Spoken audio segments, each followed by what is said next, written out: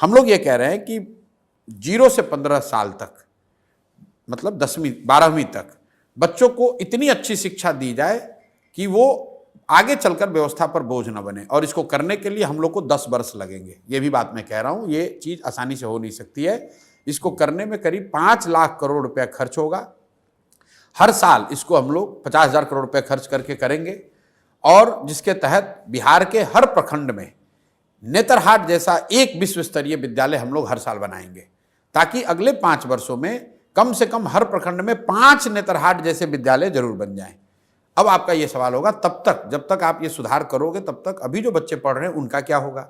उसके लिए हम लोग कह रहे हैं कि अगर आपके पास आपके इलाके में सरकारी स्कूल अच्छा नहीं है तो आप अपने बच्चे को प्राइवेट स्कूल में भेजिए। उसका फीस एक रेगुलेटेड फीस सरकार भरेगी। तो जन स्वराज की शिक्षा को लेकर ये जो सोच है कि 15 साल से कम उम्र के बच्चों को इतनी अच्छी शिक्षा दी जाए ताकि वो व्यवस्था पर आगे चलकर बोझ ना बने। और अच्छी शिक्षा देने के लिए rather than making school in every village, we are saying कि हर प्रखंड में 5 से 10 अच्छे विद्यालय बनाए जाएं और लोगों को बस की सुविधा दी जाए, स्कूल बस की, ताकि बच्चे अच्छे स्कूल तक पहुंच सकें। और जब तक ये व्यवस्था को बनाने में जो 5 साल समय लगे, 10 साल, तब तक लोगों को प्राइवेट स्कूल में पढ़ने का ऑप्शन दिया जाए। दूसरी बात जो हम लोग कर रहे हैं रोजगार की, 15 साल से 50 साल की उम्र के लोगों को अब वापस आप पढ़ाकर डॉक्टर इंजीनियर नहीं बना सकते हैं। उनके हाथ में स्वरोजगार के लिए पूंजी दिया जाए। 3 बातें जो हम लोग कह रहे हैं, रोजगार कैसे आएगा। पहला बात हम लोग कह रहे हैं कि उसको पूंजी दिया जाए। बिहार में पूंजी की बहुत कमी है।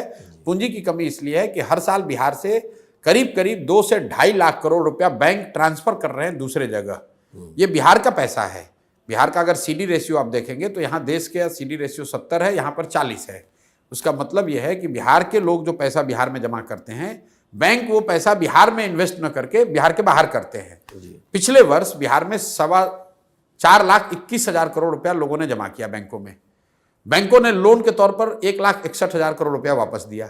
बाकी पैसा कहाँ गया?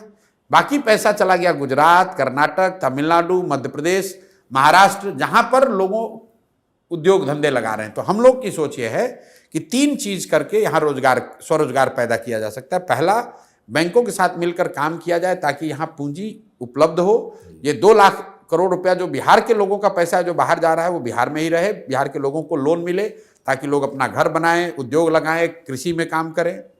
दूसरी बात हम लोग कह रहे हैं मनरेगा को कृषि से जोड़ने की, कि जो मनरेगा का पैसा है, मनरेगा का मजदूर है, जो भी किसान बिहार में फूड ग्रेन से मूव होके कैश क्रॉप की ओर जाएगा, उसको मनरेगा का किसान नहीं, मनरेगा के तहत उसको मजदूर फ्री दिया जाए।